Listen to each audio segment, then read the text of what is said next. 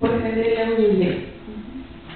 Ellos llevan un proceso de recuperación allá hace hartos años, más o menos unos 5 años, permanente, diario. A nuestros presos se los tomó presos por lo mismo, porque ellos vieron que estas marchas, estas conversaciones, no sirven. Al gobierno lo que les sirve es que les dejen la cagada.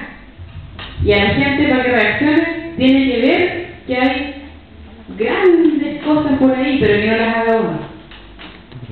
Ahora, si tú piensas que hay que hacer más cosas, hay que hacerlas. No hay que conversarlas, hay que hacerlas, hay que actuar. Nosotras no podemos hacerlas todas. Nuestros hombres están todos presos y el resto está todo escondido. Y los demás están asustados.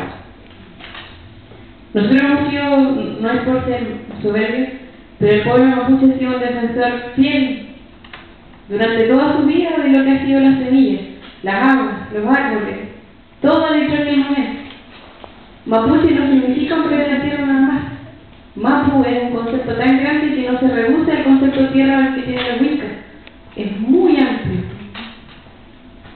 Y no sé, nosotros, yo te insisto, nuestros presos están presos por eso mismo, porque fueron misionarios y fueron capaces de ver lo que iba a pasar hoy día.